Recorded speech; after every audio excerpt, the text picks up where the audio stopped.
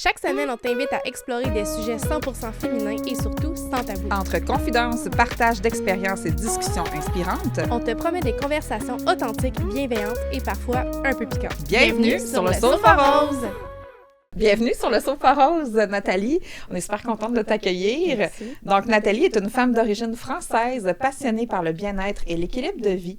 Coach en saines habitudes, elle cumule plusieurs formations en France, notamment en sophrologie, qui est comme l'hypnothérapie ici, la naturothérapie et l'herboristerie. Son approche est globale et bienveillante. Elle accompagne les femmes à retrouver leur vitalité, leur paix intérieure et une connexion authentique à leur corps. Avec Nathalie, on découvre que prendre soin de soi, c'est avant tout un acte d'amour et de conscience. Bienvenue! Bon résumé. Oui. Merci. Merci Ouais. de votre invitation. Ouais. On est très contente de t'accueillir. Vraiment beaucoup parce que tu sais, quand on t'a eu en pré-entrevue, on aurait mangé encore plus, là, tu sais, parce que c'est comme... Ouais, Vraiment vraiment de choses beaucoup intéressant, intéressantes. tu sais. Ouais. Ouais. Peux-tu nous expliquer, pour ceux qui ne le savent un peu moins, c'est quoi la naturopathie? Oui, bien sûr. Ouais. C'est un très vieux métier. La naturopathie, elle est vraiment originaire de Hippocrate, donc on remonte vraiment à l'Antiquité. Mais c'est le premier naturopathe qui a inspiré toutes les pratiques qui existent aujourd'hui. Au départ, on les appelait les praticiens de la santé naturelle, les sages. Ça apportait beaucoup de noms, mais petit à petit, c'est arrivé dans les temps modernes. Donc moi, j'ai pris la naturopathie à travers 3 grands piliers qui sont les grands enseignements du naturopathe. Le premier, c'est l'alimentation. Donc on travaille toujours avec ce pilier-là en naturopathie. Le deuxième, c'est toutes les techniques autour de la gestion des mouvements corporels, de la respiration, en gros le corps. Et le dernier, ça va être toute la gestion des émotions, du stress, les troubles du sommeil. Globalement, c'est les 3 piliers sur lesquels on travaille toujours en naturopathie. Et la trousse à outils du naturopathe, c'est les plantes, donc à travers les huiles essentielles, les fleurs de bac, les plantes sous toutes leurs formes, que ce soit de la tisane toute simple, comme des suppléments à base de gélules, poudre, tout ce qu'on peut utiliser autour de la nature. Ça va être toute la partie exercice de respiration, méditation, prise de conscience, éveil à soi, toutes ces techniques-là qui vont aller dans le sens de la gestion de la santé au naturel. Avant tout, un naturopathe, c'est un coach en saines habitudes de vie. L'idée de la naturopathie, c'est que nous ne sommes pas des médecins, nous sommes là pour accompagner la personne dans son processus de santé naturelle, en lui donnant tous les outils dont elle peut avoir besoin et en lui donnant un plan de match quelque part. C'est d'être un guide. Ça peut être un complémentaire, mettons, à la médecine moderne. Ça l'est toujours. Ouais. Et c'est vraiment important justement à dire au niveau de la naturopathie. Aucun naturopathe n'est médecin, mis à part ceux qui effectivement peuvent avoir cette formation-là en plus d'avoir fait médecine. Mais on est toujours complémentaires. Et quand ça fonctionne bien, les médecins sont les premiers à recommander des naturopathes. En tout cas, en France, c'est vraiment dans cet esprit-là, parce que eux n'ont pas le temps d'être dans l'écoute, dans l'enquête, dans tout ce que la personne a besoin à côté d'un... Dans le prévenir aussi. Exactement. Là. Ils Donc, préviennent pas, ils guérissent. Là, et c'est ça. Okay. Donc, quand chacun a bien son rôle en tête et qu'il l'explique bien aussi à la personne, ça fait vraiment une belle alchimie, parce qu'on peut être... présent pour la personne, quelles que soient ses conditions de santé. On peut parler d'une personne qui cherche juste de la prévention, une personne qui veut perdre du poids, une personne qui est avec des syndromes de préménopause, qui a des problèmes de thyroïde. Toutes ces choses-là sont des accompagnements, mais aussi on peut être là pour toutes les personnes qui ont des maladies beaucoup plus graves, qui sont dans un processus de traitement du cancer, par exemple. C'est des personnes qui ont besoin de beaucoup de support, qui ont beaucoup de répercussions par rapport au traitement lourd. Donc là, le métier du naturopathe prend tout son sens pour l'accompagner sans jamais venir dévier de son traitement parce qu'on sait que c'est vital. Puis tu parlais un peu, surtout en France, on fait ça. C'est quoi la différence entre les apprentissages en France versus ce que tu vois au Québec? Ben, maintenant, ça fait 3 ans que je suis là, donc j'ai pu côtoyer d'autres naturopathes. Je fais partie de l'Association des naturopathes du Québec, donc beaucoup d'échanges par rapport aux formations notamment. En France, c'est très classique. J'ai envie de dire vraiment, on est comme en danse classique, là on apprend toutes les bases, c'est un processus qui est long, on met à peu près 2000 heures de formation, ça s'étend sur de l'apprentissage théorique, après il y a un apprentissage clinique, donc c'est faire de la pratique sous supervision, il y a l'écriture d'un mémoire, la soutenance d'un mémoire, la prestation de serment, donc c'est très protocolaire en France. Et ici, au Québec, c'est beaucoup plus moderne. On est vraiment dans le besoin de l'accompagnement d'une personne. Souvent, on va retrouver des personnes qui sont coachs en sport, qui sont soit fitness, dans des... Ouais, c'est ça, fitness. Il y a beaucoup de personnes qui vont sur la naturopathie, justement, parce que ça reste complémentaire à l'approche. Quand une personne vient les voir, ils ont d'autres types de conseils. Et puis, en France, on va traiter toutes les techniques, donc de la massothérapie, de la réflexologie plantaire, de l'iridologie. Toutes ces choses-là sont vraiment des pratiques qu'on a dans les formations. Ici, non. Okay. C'est que des choses qu'il faut aller chercher de manière complémentaire. Okay. Donc, est-ce que tu peux dire que c'est l'approche de française est beaucoup plus complète qu'ici? Ou que c'est plus connu là-bas, ou que c'est plus... comment je peux dire? Pas... plus connu, ouais. Ben, c'est-à-dire que la naturopathie en France, elle est extrêmement contrôlée.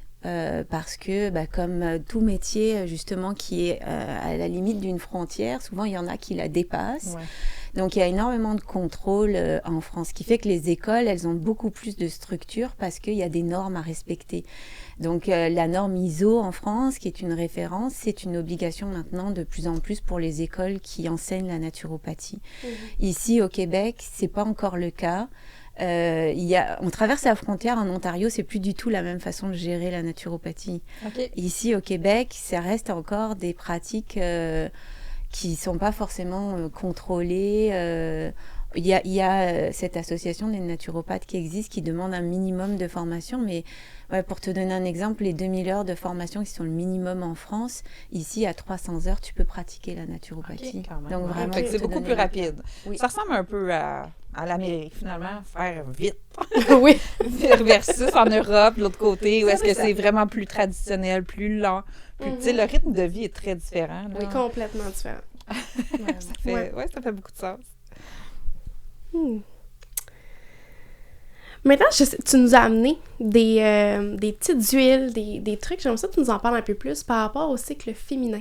Oui. Pour vraiment aller toucher, dans le fond, les femmes qui nous écoutent, que ce soit pour l'automne intérieur, qui est justement le syndrome prémenstruel, que ce soit pendant les règles aussi, ou que ce soit, mettons, la périménopause, ou toutes choses confondues, tu sais. Si on parle des femmes, des syndromes prémenstruels, des syndromes autour de la périménopause, la ménopause, enfin toute la partie, on va dire, de l'évolution des hormones de la femme, la naturopathie va travailler encore une fois sur ces 3 piliers. La première chose, ça va être l'alimentation. Donc quand on est dans un syndrome ou douloureux, quand on est avec ces règles, qu'on a des difficultés en préparation de ces règles, des douleurs intenses, l'alimentation peut aussi faire beaucoup. Et pendant la ménopause, même avant, pour la préparation de la ménopause, c'est vraiment un point que je vais travailler très fort. Pourquoi ? Parce qu'aujourd'hui, c'est quand même un chamboulement hormonal, il ne faut pas l'oublier. Donc, dans notre alimentation, si on ne fait pas attention à ce qu'on mange, qu'on est dans une alimentation qui est transformée, qui est raffinée, sur laquelle, justement, on a peu de nutriments, mais beaucoup de produits qui vont venir créer de l'inflammation, on rajoute une couche très clairement à ce que la femme peut ressentir. Ça peut aggraver les symptômes. Évidemment, oui.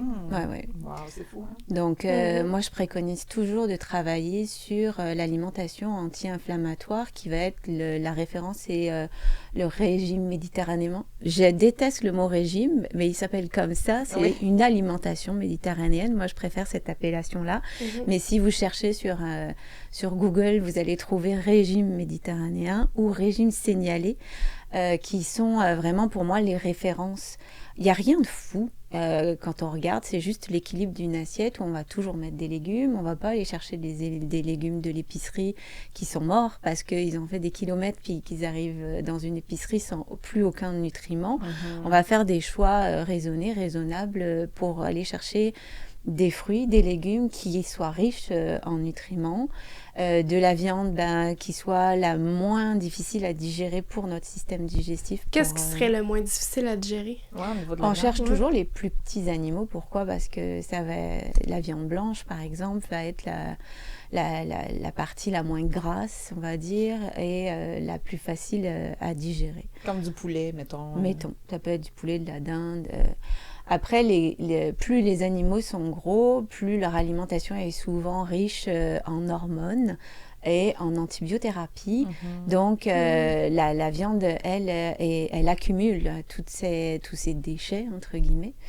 Donc, c'est plus compliqué pour l'organisme d'assimiler ça. Mais maintenant, c'est sûr que vous allez chez un agriculteur qui fait attention à ces animaux puis qui vous vend la viande. C'est différent aussi, là. Donc, ce qui est important, c'est de faire attention à la qualité de ce qu'on met dans son assiette sans diaboliser quoi que ce soit. On n'est pas obligé d'aller dans le magasin bio tout le temps. L'idée pour moi, c'est de trouver ses marques. C'est toujours pareil. C'est en fonction de ses moyens, en fonction de ce qu'on est en capacité de faire. Parce que déjà, l'épicerie, ça coûte cher. C'est exactement ça. C'est ça. Fait qu'il faut y aller comme dans le réalisme aussi. Là. Exactement. Donc moi, j'éveille souvent la conscience à regarde tout ce que tu jettes. Puis peut-être fais tes commissions différemment. En prenant plus de la qualité, moins de quantité, puis en préparant tes plats à l'avance pour savoir ce dont tu as besoin. Parce que finalement, on jette beaucoup de choses. Donc oui, l'épicerie, c'est très cher. Mais si tu choisis différemment, des fois, tu peux aussi avoir de beaux résultats sans pour autant que ta balance financière s'en ressente. Donc l'alimentation, point numéro 1, ça c'est évident. Le deuxième point, ça va être tout ce qu'on peut utiliser en termes de compléments.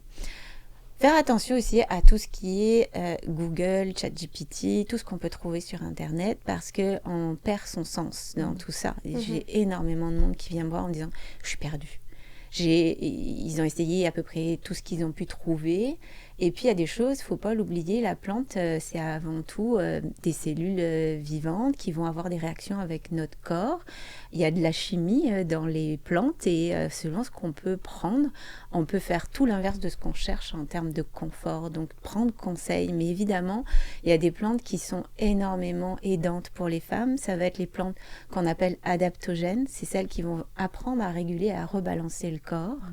Ça va être les plantes avec de la phytohormone. Donc que ce soit oestrogène, progestérone, on peut retrouver des choses dans les plantes, ça reste intéressant.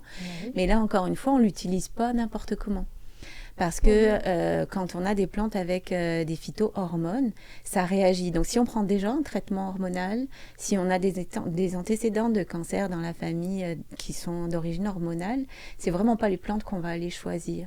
On va aller en choisir d'autres qui vont être plus calmantes, apaisantes. Donc le plus important, c'est de savoir et se recentrer sur soi et de capter c'est quoi mon ressenti à moi. Pas celui que je lis que ça devrait être bon, puis ça devrait être bon. C'est vraiment toujours se recentrer à soi, puis dire de quoi j'ai besoin. De quoi j'ai besoin. Et effectivement, la phytothérapie, l'aromathérapie peuvent nous aider. Tu sais, dans le fond, tu dis qu'il ne faut pas prendre n'importe quoi ni rien parce que c'est vraiment important justement de prendre pour nous, tu sais. Mais toi, quand on vient de voir, est-ce qu'il y a des marches à suivre, des tests? Comment tu fonctionnes, tu sais, justement pour être certaine de donner les bonnes plantes, tu sais, les bonnes affaires aux femmes, mettons, qui nous écoutent, feraient comme « Hey, j'aimerais ça parce que, bon, j'ai des chaleurs, j'ai des ça, tu sais. » Alors, moi, je ne donne que des conseils Et les conseils, je précise toujours aux personnes que c'est en fonction des informations qu'elles me donnent. C'est évident que si elle a oublié que sa grand-mère puis sa mère ont eu un cancer du sein, puis qu'elle cherche des solutions avec de la phytohormone, elle prend un risque à prendre ce genre de plantes. Donc moi, généralement, j'indique quelles sont les plantes qui pourraient avoir du sens par rapport à ce que la personne me décrit, mais en donnant toujours les recommandations et faire attention et responsabiliser la personne dans ses choix. C'est-à-dire que je préfère lui donner les éléments qui pourraient être intéressants pour elle et qu'elle fasse ses recherches et qu'elle s'investisse dans ce qu'elle va vouloir tester, plutôt que de lui dire ça va être ça, ça et ça. Pour moi, c'est vraiment important. Mais ça, on est vraiment sur le complément alimentaire qu'on va ingérer et qui va avoir une résonance directe au niveau de la métabolisation qu'il va y avoir dans son corps. Maintenant, pour moi, il y a plein d'autres techniques qu'on peut utiliser qui sont plutôt externes et sur lesquelles il y a quand même moins de risques que la personne réagisse comme elle pourrait réagir en prenant des gélules de plantes. Comme quoi? Par exemple, tout ce qui va être autour de la phytohormone, sauge, basilic, toutes ces choses-là qui vont amener justement de la phytohormone, on peut faire très facilement un excès. Donc, pour moi, c'est vraiment des choses qu'on va pas utiliser. J'irai beaucoup plus sur l'utilisation d'huile essentielle, les fleurs de Bach qui vont être intéressantes parce que ce sont des choses qu'on appelle homéopathique pour dire vraiment des interventions de la plante, mais plutôt sous sa forme soit énergétique, soit directement les élixirs floraux. Ça n'aura jamais de contre-indication avec ce que tu peux avoir comme traitement médical, parce qu'on l'utilise très... C'est quoi la fleur de Bach que tu nous parles? Alors, les fleurs de Bach, oui, je l'ai emmenée. Tu peux peut-être le mettre sur Catherine. Je vais prendre ton micro si tu veux. Ah, OK. Regarde. Ouais. Donc, les fleurs de Bach, c'est un ensemble de 38 fleurs qui ont été composées par le docteur Bach, il travaille uniquement sur les émotions. C'est typiquement les genres d'éléments qu'on peut utiliser quand on est en périménopause, en ménopause, parce qu'on a un chamboulement hormonal qui est souvent à l'origine d'un chamboulement émotionnel. Donc, toutes ces plantes-là vont nous aider à trouver son processus de compréhension de ses émotions qui va vraiment être aidant pour toutes les personnes qui cherchent une stabilité dans le cadre d'un chamboulement qu'elles sont en train de vivre. Okay. Donc, en général, on ne met pas plus de 7 fleurs dans une composition qu'on va aller faire sur mesure en fonction de l'état émotionnel de la personne. Et on va enlever peu à peu les couches d'oignon pour aller chercher le cœur de l'émotion et apporter un équilibre émotionnel à chaque personne. Et en cas d'urgence, il existe une fleur qui s'appelle le Rescue, que je recommande vraiment à toutes les femmes qui sont justement un peu perdues au niveau des émotions, parce que ça va être déjà un combiné de fleurs de Bach qui a été spécifiquement élaboré par la méthode du docteur Bach pour aider les personnes qui sont dans l'urgence émotionnelle. Donc ça peut être déjà le premier réflexe d'avoir du Rescue. Mais quand tu dis urgence émotionnelle, est-ce que ça va être, mettons, plus ces symptômes dépressifs, burn-out, des choses comme ça?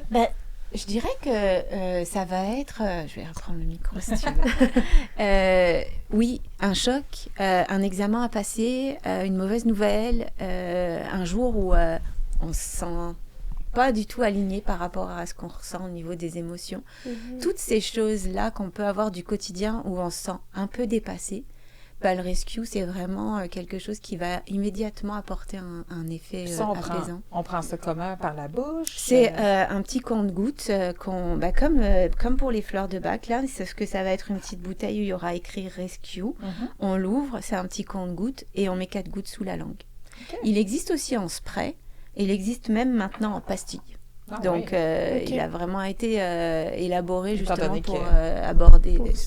Les fleurs de Bach, elles existent depuis une centaine d'années, donc c'est vraiment quelque chose qui a été éprouvé à de nombreuses reprises et qui est très subtil. Donc, il n'y a pas de contre-indication à ça. Mais j'invite encore une fois toujours à aller chercher sa réponse, à aller enquêter sur soi avant d'aller se dire je prends ça parce qu'on m'a dit de prendre ça. C'est qu'est-ce que je ressens et de quoi est-ce que j'ai besoin. Vraiment se réaligner avec son besoin pour être dans la bonne recherche d'aide, pas dans... moi, par exemple... Le désespoir de prendre n'importe quoi pour essayer. Ou parce qu'on t'a dit que... Tu vois, j'ai trop de personnes qui franchissent le pas de ma porte en me disant je viens parce qu'il faut que je perde du poids, tout le monde me dit que je suis trop grosse. Je viens parce que mon mari, il en a marre de mes chaleurs et mon manque de libido. OK, ils le font pour les autres. Ils font pour les autres avant. Donc, je pense que ça, c'est vraiment le message de se réaligner à soi, chercher pourquoi je suis là, de quoi j'ai besoin et qu'est-ce que je peux faire pour m'aider. Et là, le naturopathe peut donner de bons conseils là-dessus. Puis là, tu nous as amené plein de petites huiles parce que on voulait que tu nous montres ou que tu nous parles d'huile ou de plantes que tu trouves essentielles là, pour avoir à la maison là, de façon quotidienne. Est-ce que tu peux nous en parler? Oui. Ce qui est important, c'est de savoir que les huiles essentielles, ce sont des concentrés extrêmement actifs. On appelle ça des essences parce que, par exemple, pour 1 litre d'huile essentielle de lavande, c'est plusieurs centaines de kilos de lavande qu'on va aller distiller pour obtenir vraiment l'essence de la plante. Donc, c'est vraiment important d'être conscient de ça. Quand vous regardez des tutos où on vous dit « mettez 75 gouttes d'huile essentielle pour pouvoir faire vos propres produits ménagers ou cosmétiques », c'est non. Parce qu'à l'intérieur, justement, on a la possibilité chez chaque producteur d'aller chercher la carte de tout ce qu'il y a comme produit actif dans une huile essentielle, et Dieu sait qu'il y en a. Donc, c'est des choses qui sont extrêmement puissantes sur de toutes petites quantités. Donc, moi, je recommande toujours de l'utiliser avec une huile. Moi, j'aime beaucoup l'arnica parce que c'est une huile réparatrice. Ça peut être calendula, ça peut être tout simplement de l'huile d'olive ou de l'huile d'amande douce. Et on va aller utiliser toujours en dilution les huiles essentielles, soit en massage, soit on peut se les appliquer de manière ponctuelle, donc avec des petits points qu'on va mettre sur les poignets au niveau du plexus solaire pour aller chercher justement tout ce que l'huile essentielle peut nous amener.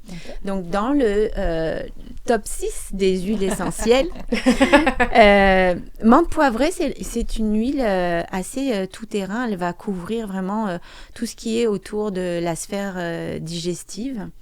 Maux de cœur, envie de vomir, des malaises.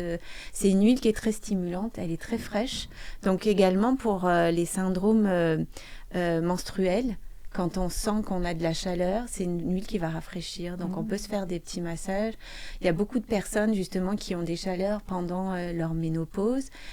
Elles utilisent l'huile essentielle de menthe poivrée pour se rafraîchir et c'est quelque chose d'assez efficace. Wow.